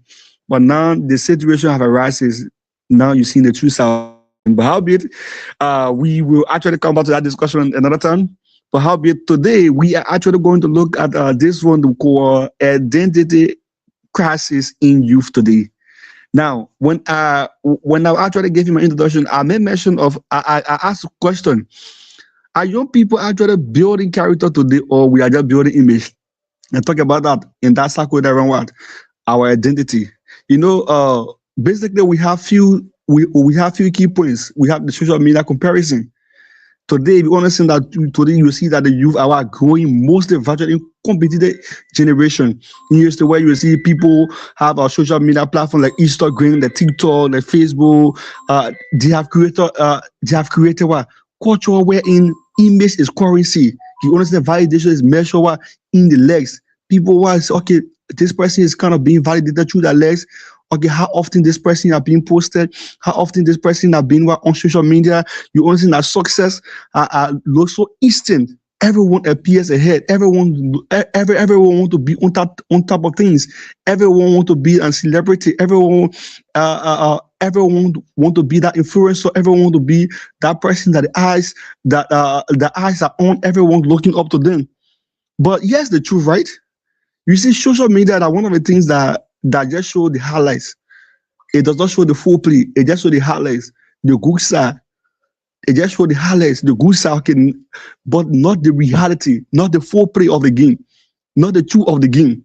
It just show the fatal face. It will never show you the fatal struggles. It will show you success, but it will never show you the sacrifice. Now, you see, comparison into the world. If you understand, a comparison does not build identity; it weakens it. That's the truth, because you see, when comparison comes in, you actually try to shift from your identity. You actually try to shift from the person you should be.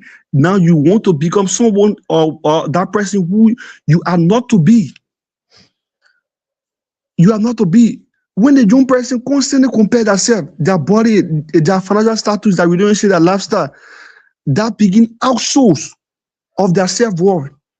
If you see that youth, that person is actually trying to what, in a sense that trying to compare their body, trying to compare their financial status, trying to compare their relationship, their lifestyle based on social media or whatsoever thing, you see now they are begin or that comparison try to be what outsource of their self-worth.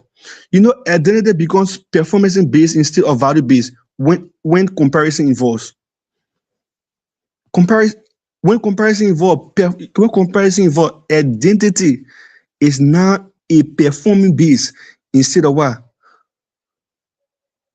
value base. Instead of value base. Now we talk about peer pressure. The last time when we were on the platform, we made mention about peer pressure. We mentioned about peer pressure, and you understand that peer pressure today is more softer than before. It more softer than before. That before you would say, oh, someone will say, oh, come smoke, come steal, come cheat. But now it sounds like you are too serious. Don't act holy. Everybody can do. Everybody can do this. You can do it. You only have one life to live. That's the popular statement in our right now in our setting. You only have one life to live, one part to play. If you don't do it today, you have to do it now. One life to live, one part to play. That's the popular statement right now, all over. We the youth right now, we fear isolation more than our consequences. We fear it a lot. But albeit today, we will actually go more in depth, but albeit we will take our guests to actually give his insights, Mr. Gibson. So if you actually, let's say, if you actually hear the word or the statement, identity crisis in youth, what actually comes to your mind? What actually really comes to your mind to say to our people tonight? Well, thank you very much, Alfred. To your question, identity crisis, I think it's glaring in our society. We seeing it every time, even on social media, real life and what have you, that people are still struggling with this identity crisis because they appear on the left different, and on the right they are quite different from what they have seen, what they have been seen as at the left. So, for example, our identity is just like you said, it's just an image, like Myers gave analysis, right? Is your profile, is your identity. It is something that people can recognize.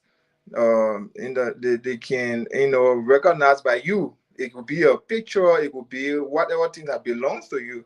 That could be your identity, and it's quite different from your character because your character is your innermost attitude, your innermost behavior.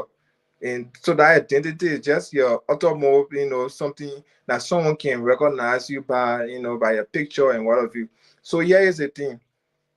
People nowadays are spending more time, in polishing their identity, in designing their identity. They want to be seen like a brand, so they are doing everything possible to design it and what have you. So for example, you could see a lady, she struggled to do a face bead, to do all of those, necessary makeup and what have you, to look very good, to look very nice in public. So that is her identity. She wants to be seen very, she wants to be seen very nice. She wants to be seen very, good. So at the end of the day, she has to do everything possible to look good. So that is her identity. But where now the problem is, yes, indeed, you look good, you look nice, you look beautiful, but are those things in line with your innermost character, your behavior? So that's where the crisis comes in. So that is why, and don't get us wrong too, right? The identity is also important. It's important. You have to work on that too, because your identity brings people around you. The way you look, if you look good, it's going to attract people to come around you. But what going to make people to stay in your circle is your character, the way you behave, the way you talk, the way you react, the way you respond to your friends, the pieces of advice you give out. So those are things that that are going to keep them around you. They say, oh yes, since I came into this person's life, things has been okay, and I have learned a lot and what have you, because that person has learned a lot from your character. Though your identity, it attracted that person to you, which is also good, but your character. So I think there where the crisis is, people want to be seen very good, but when it comes to their character, they don't spend more time polishing their character, but they spend more time polishing their identity, polishing their brand, polishing how they would look outside, how they want to be seen, how they publicly see them, and then they forget about their own character, affecting every part, every spectrum of our society, whether politics, religion, relationship, social, is affecting, because people are building brand with their identity, and they are spending less time on their character. So that's my take on the question. Thank you for the question. Okay, okay. Thank you so much, Mr. Gibson. Thank you so much for that wonderful insight. I say thank you so much again. When you were just speaking, there is this one thing that actually comes to my mind when we talk about identity, which is what living for approval. Nowadays, with the you, we actually live for approval. You know what? You see, when approval becomes our oxygen, you will see we will suffocate trying to breathe in every room. And that's the truth. Nowadays, with the you, we live on approval. We live on what, on constantly changing our personality, saying yes when actually actually that situation is meant to be what, to say no. We afraid to what, disagree. We seeking praises, making decisions. We talk about approval. Nowadays, we the youth, we actually live on what, approval, trying to see how best why people will approve us, trying to see what we do, if people will like it or not, trying to please people, trying to what, give to people our best, trying to change our personality every day.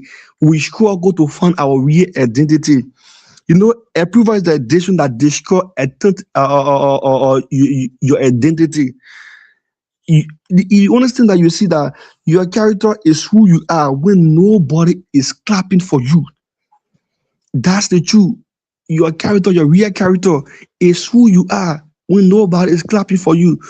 But because we want for people to cheer up, we want for people to clap for us, now we are seeking for approval. We are trying all what we can do for people to approve in the society, for people to approve on Facebook, for people to approve on Instagram, on TikTok, on Twitter. You just name all the social media platform. Now it is this is one of our struggle as a youth. This is one of the things that we actually go through today as a youth. And another thing again that we actually struggle on, the fear of being different. The fear of being different. You will see that in Liberia today, you will hear most people saying that, oh, I don't want to be seen as old, I don't want to lose friends, I don't want people to talk about me. But let me tell you something, you see, progress never comes from those who blame you. Every positive movement begins with someone willing to be uncomfortable. That's the truth. The fear of being different. You don't want to be different from your peers. You don't want to be different. If your friends call you Holy Mary, you say, oh, okay, you are shy. Or probably they call you that, oh, you cannot do this. I remember back in school when we were in school, if you cannot, let's say, if you cannot take the thing to call the weed candy or the weed peanut butter, they will say that you are blind. They will say that you are Johnny. They will call you that this one is very blind, he's very Johnny. But now, because you see some of our brothers, because we don't want to be different from them, we don't want for our friends to say that we are blind, that we are Johnny. We try to take these things. We try to do these things. If you cannot drink alcohol, your friends can drink alcohol. If your friends give you, say, okay, no, I cannot do this. Oh, you this guy, very Johnny. You this guy, you see, most of us today we enter into some of the things because of that statement that you are Johnny. You cannot do that. You are very blind, and you want to be open man now. I put it in the quote. You want to be open man. You want to be into things too now. You want to be into things. So now you see you trying to struggle. You try to struggle with your identity. So how be it, we will take our panelists, then we will actually get on our host, and then we will actually call this a day. So our panelists are Mr. Myers. So what do you have to say actually on this topic tonight? The identity crisis of youth. What actually get to say about it? Thank you, Philip. So, Afra, for this question. Identity has been something that we struggle for today in society, and some of us we get it right, some of us we get it wrong. But I want to come from a biblical standpoint where I see identity and not just like you creating it, right? It's not something that you earn, but it's something that is being given to you by God.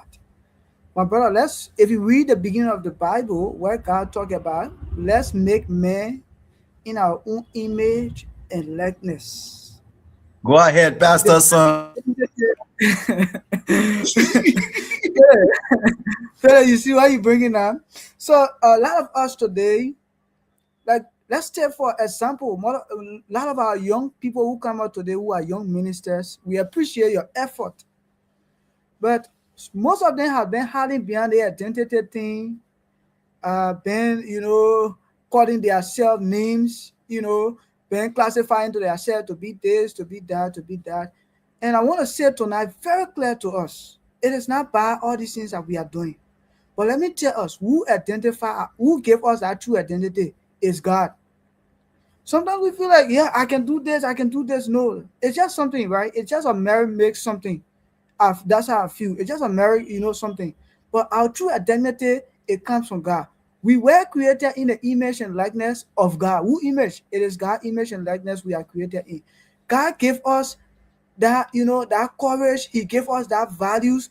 He placed, there are things God placed within us that he feel like tomorrow that we can stand on and say, yeah, this is who we are. This is where we're coming from. But a lot of us today, we have lost those things. Philip, after you talked about this identity issue when it comes to our generation today, let's look at our culture, our tradition, Philip. When Mr. Gibson was speaking, he talks about sometimes you see people leaving, the country, and then once they stay there for a certain time, they get, they adapt to the culture and other things. But let's look at where we come from. Let's look at the issue of Liberia. Our country always teaches us to dress modestly. Our country teaches us to respect people. Our country teaches us to do those things that that is positively that will benefit our society. But after my youth today, there are people who will leave Liberia and come today, and in the name of we are living in a modern world. They are dress code and what have you today. After it looks so frustrating to see a young girl will walk from Broadsville all the way to Broad Street where we call skin tear on. In the name of we are living in a modern world today. How do people really classify you, or how do people see you? And we just do this thing because we want to. Most of them, what's the intent of them doing these things? Some of them do it because they want to. Like after I don't know. One time we had a discussion here with Queen where you were saying most of them do that thing because they want to attract men. They want to attract men. Our true identity, I want to say to us today, is the way we put ourselves out there, the kind of value we give to ourselves, the kind of value we put around ourselves, the kind of way we behave to people, the kind of thing that we do, right, that look right in the eyes of God, or look right in the, you were saying something just now that came to my mind. Most of us, we want to certify others, then we certifying God. We have made a lot of mistakes. And our tradition today, or our culture, our belonging today is God. So I always believe that my true identity comes from God. Now, no man, and I can't certify any man, after, no matter what you do in this world, you can satisfy men. And men will never be satisfied today until the world comes to an end. So our true identity should always know that it comes from God, not to satisfy the people out there. Like I stated previously when I was talking about character and then that of identity, so it's something that external, but yesterday it comes from the heart. Because first you have to make up your mind. Listen, the kind of character you carry on, that's how you identify yourself with people. The way you think in mind, right? Because your character is internal. The way in which you made up your mind, the way in which you strategize yourself that you want to be in society, that's how you will that's how you present yourself to people. Because after mind you, the way you appear, that's how people classify you to be. If you appear to be that negative person, people knows you gradually to be that negative person. And then a lot of our people today, let's look at, we are talking about your offline and online life today. A lot of our people today, the lifestyle we show online is different from what we do offline. Today we are make life so complicated for people today, they don't understand who we are. But I want to come to a conclusion and say, I believe that our identity is not in, or is not something that is created. It's something that is being gifted to us by God. And in order to walk according to it, we must follow those principles, that will help us to continuously carry on our identity that people will see and say yes. Because the identity you show to people today make people to know that yes, I think I can follow the lifestyles of this man. I think I can do this thing. Because there are a lot of us today know that I always tell people, for me personally, I feel like I have thousands of people depending on me. The day I feel all these thousands of people. So what do I try to do when it comes to my identity? I always try to show that kind of person I am, right? The bad thing I do, the weird thing I do, I show everything to people. I don't try to hide anything behind the scene. I show that life to people. So you can see a level you now choose today who you want to. If you want to follow me, you follow me. If you don't want, you don't follow me. So our identity today is not end, it's not created. It's something that is being gifted to us, and we must maintain them to have a better future. Thank you so much, Alfred.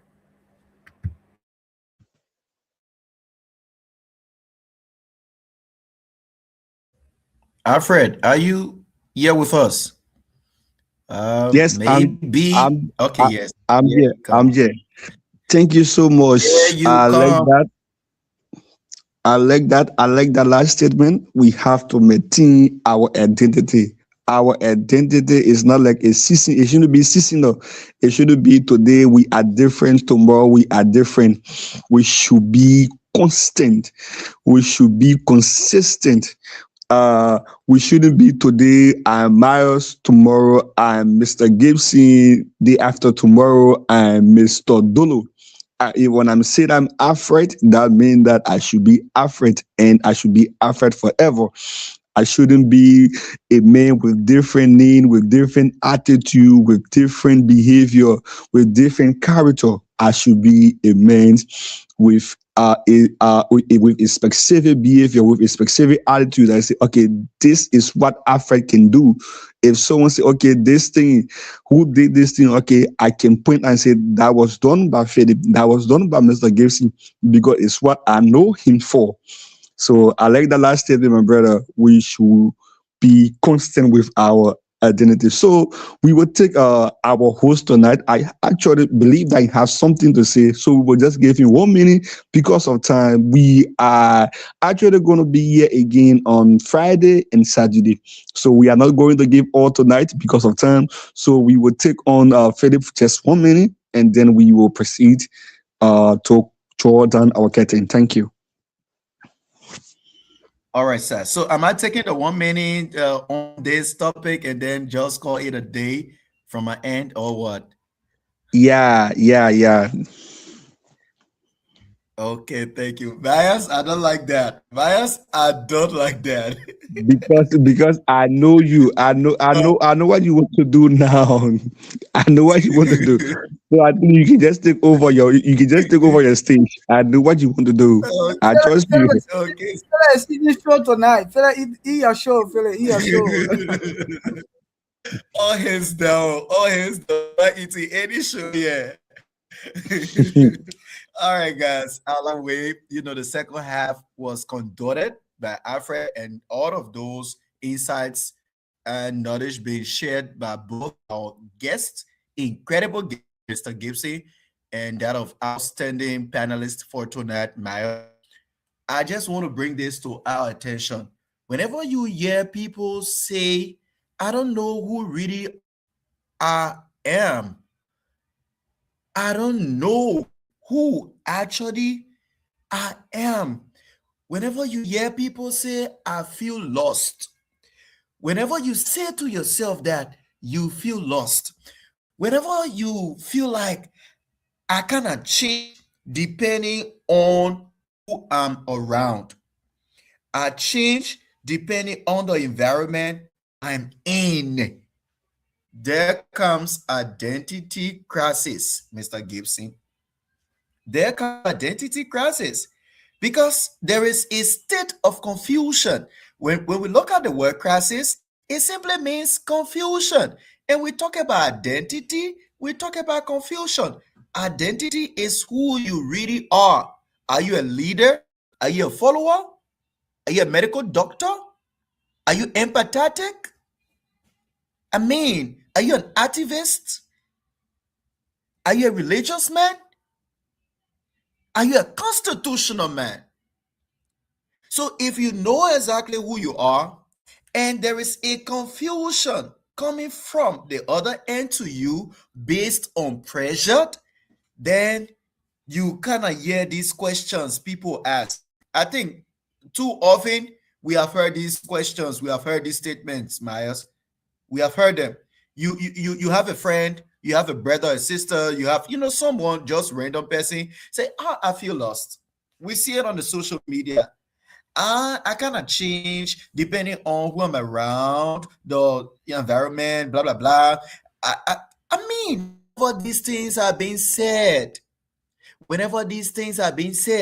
and you kind of hear them, what if I fail? What should I study? Am I good enough? My people, all these questions, you kind of hearing. You kind of fear rejection. You kind of fear being different to people. If you start to see these things, that means identity is still uncleared, and you have to clear those, things that are blocking or blurring identity. And what are the causes that actually make people to say these things? If you want to compare, I want to compare myself to Myers. See how Myers is handsome? I like the way he does his hair. I like the way he treats his hair. See Mr. Gibson right there. I like his glasses. See his, his sweater on him. Even I want to be practical, guys. I want to be practical. So you cannot do comparison, my people. If you are constant comparing yourself to people, you cannot comparing your success to people's success. You cannot comparing your family to people's family. You cannot comparing your bank account to people's bank account. You cannot comparing your possession to people's possession. Then there is a crisis in your identity. And all these fake lifestyles you people have on Facebook, on Instagram, on Twitter, on all the social media platforms we see, if we kind of see these fake lives around and we want to get into them, we want to join on the bandwagon, my people, that is identity crisis. That is identity crisis. And Alfred said a couple back, he said many of us come on the social media for validation in likes, how many likes we have on our post, how many comments, how many shares, how many views, any engagement. We're kind of looking at the insights. We're looking at the statistics. We want to know how engaged our post can be. These are identity crises, and we need to say no to them. We actually have to say no to them. Now, in order to clear this confusion we call identity crisis, in order for you, in order for me, in order for us to clear this thing we call identity crisis, if you're with any, you have to sit down this very minute. You have to sit down this very minute and ask yourself, who am I? You ask yourself, What do I believe? What's my faith? Is my faith in the supreme God? Is my faith in God's, that is the one made by man? Is my faith in someone? Is my faith in something? You have to ask yourself these questions to be able to clear this thing called identity crisis. And we're going to look at that, in the coming show on Friday. So we're going to talk about that, Mr. Gibson. You have to dive deeper into that. And you have to ask yourself, where do I belong? What type of people? What type of friend cycle? What type of profession? What type of religion? Too often people, they go from this one religion to the other religion, from this one religion to the other religion. You have to ask yourself, what type of people do I belong?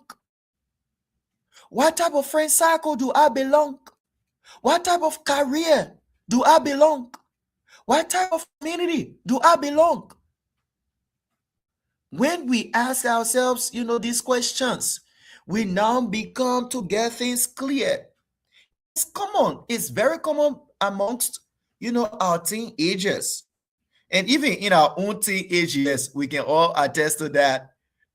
We can all attest to that. It could be on a first season where your friends, parents bought them this kind of clothes.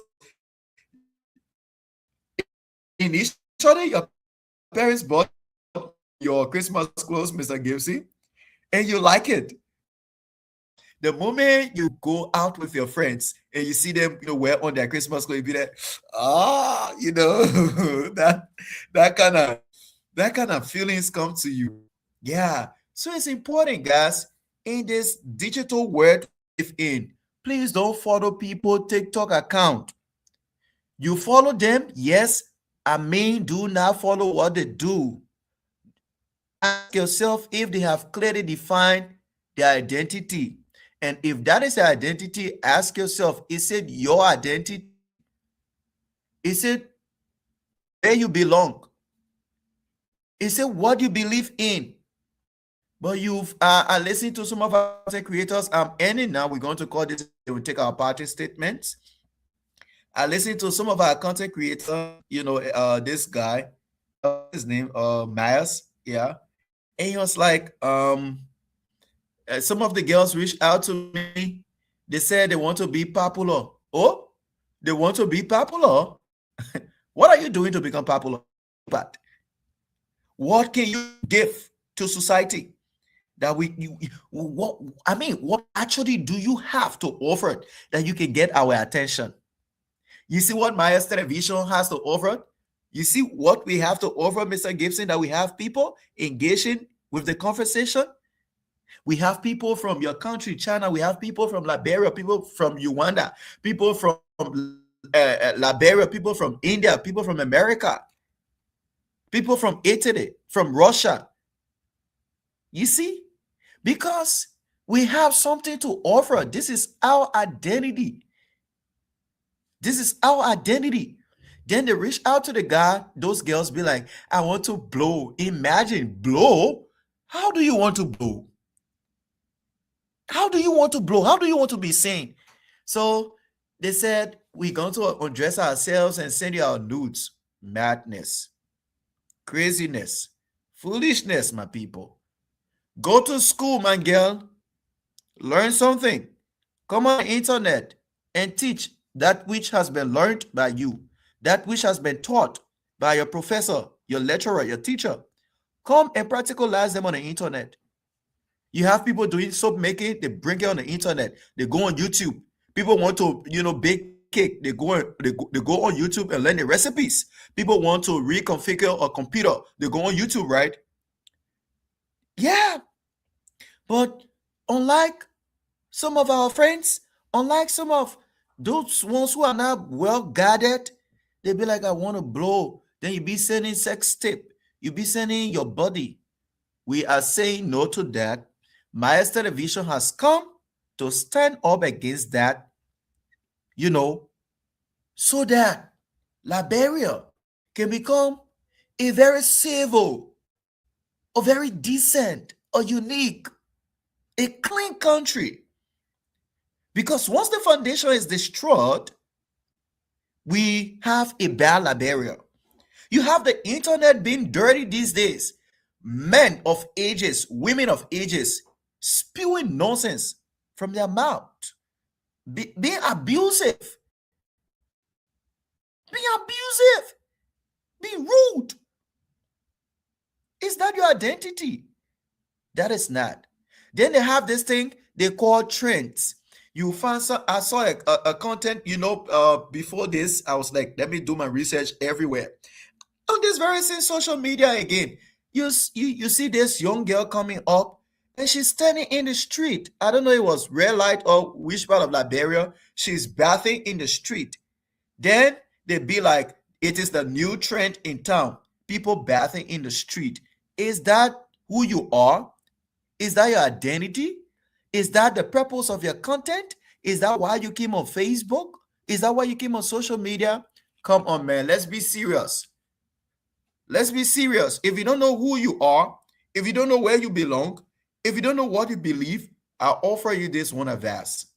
But before I offer you this advice, Mr. Gibson is going to offer you his advice, his parting statement, Myers likewise, and Alfred too. Then I offer mine. Mr. Myers, let's have you. Okay, thank you. So this is what I want to say to all of our listeners. Do not compromise your identity and your character. No matter what you go through, do not compromise them. Because whatever you do today, live after you tomorrow and generation to come. Let's know that if we do anything negative today, our children and children to come will suffer these things. And we are about to shift Liberia. And in shifting Liberia, we say let's stop compromising our true identity and then that of our character. Thank you so much, and God bless every one of us. Thank you. Alfred, let's hear you, sir. Okay, thank you so much. Thanks to our guest tonight, Mr. Gibson. Thanks to our host tonight, Mr. Dolo, and our panelists tonight, Mr. Myers, and to our followers who have been all night long. We want to say thank you, and we hope to see you on Friday again. And I would like to leave this one with you guys. That we should not compare we should not be comparison with our identity. We should not be comparison with who we are. You should always be constant. You should be who you are at always. You should not be this person today and tomorrow you try to fit in to be another person. When you actually see who you are, when you identify your real self, remain who you are, no matter how it be. Like my brother Maya said, do not compromise your identity. Always be who you are. Thank you. Thank you, sir. I like that. Always be who you are. And here we come to our incredible guest, Mr. Gibson. What advice, and then you give your parting statement, sir. Well, thank you very much. And like the the, sorry, man. Like my colleagues just Okay. said, right? Yeah, the advice, the pieces of advice I give, just to add up, you know, when we want to be a reputable people in society, we should, work on our character and not just to work on our maybe our public appearance, our physical appearance. They are all good though, but we should see our best to work on our character. In my beginning statement, I made a statement that if we want to have a very good government in the future, then we need to start working on our character right now, because uh, you know, these are things that are going to help our government tomorrow. So we have to work on our character individually, because tomorrow we are going along with our various characters in our various profession. So we have to work on our very character individually so that we can make Liberia and a society at large a better place. So thank you. It was a good show tonight, and I want to appreciate everyone here and our listening audience. Thank you. Thank you, Mr. Gibson. And I like your punchline. You say wherever we go tomorrow, we go along with our character. We take our character with us in our relationship, in our marriage, at our jobs, in government, wherever we go, we take along us our character. Like Myers also, stated, he said the first thing you do, you send your documents, and in those documents, people see who you are. And when you come, the first thing they will be watching out for is your character. And you guys are right up in sync, and I like the coordination right there. And there is my final advice of all the advices being shared by my incredible host and outstanding panelists, as well as my supportive co-host. I would like to say to us, if you are in a state of confusion about your identity, just do one thing.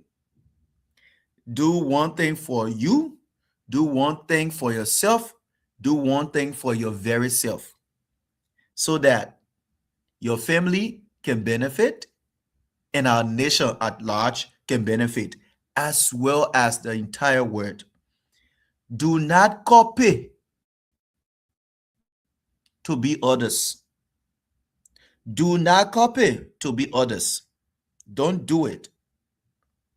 Don't do it. Please. After you have done that, you'll be like, whatever Maya does, though we can be, influenced by people, but do not be influenced negatively. Let it be done constructively. Then people say role model. I understand role model thing. I understand mentorship, but discover who you are. And this is my second point.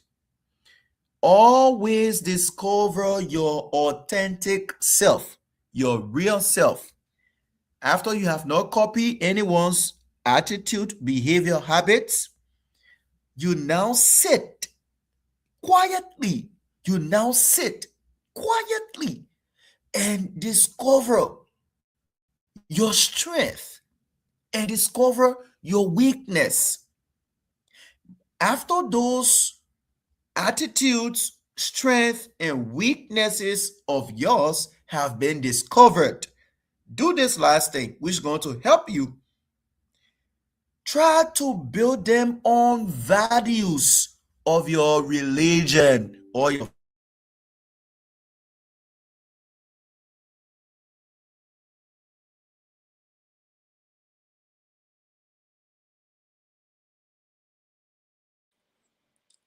Can you hear me, Myers?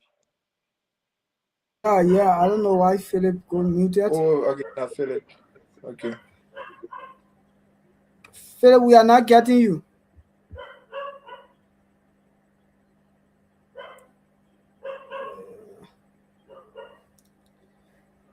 Alfred, can you just call out to other? Okay, I think he's here already. Hello? Hello? Yeah, Philip. I'm so sorry, my device actually misbehaved. Okay, go ahead. Okay. So after you have discovered your weaknesses and your strengths, please try to build these things on the values of your faith, or we say your religion. Not only your values coming from your faith or religion, but the ones which are morally, accepted and constitutionally accepted, because the world we live in is built on constitution. It's built on the laws and regulations. So please, we encourage you, as we have these sessions, this conversation, let's all try to practicalize, let's all try to share, and let's all try to implement them with patience, because tomorrow we need a better Liberia. We need a successful Liberia. With that being said, we have had a very wonderful conversation, very impactful, where our guests, our panelists, and co-hosts have all shared their insights, and they were being practical enough. And I think that's enough for this week to carry us for this week. And we come again on Friday of this very same week, where we're going to dive deeper into this character and identity thing. So we would like to extend our heartfelt thanks to Technical Man Myers for his preparation, as well as our guest for always being here with us live, and Mr. T Moore for being supportive in the back end, and he had to come on to drive us through the second half. And a very big thank you goes to all of our followers. You've been here with us for the past 2 hours, 9 minutes. We say thank you for your patience. Thank you for your dedication. Thank you for your love and support. Please always share this show. Always come and join us every week, Wednesday, Friday, and Saturday.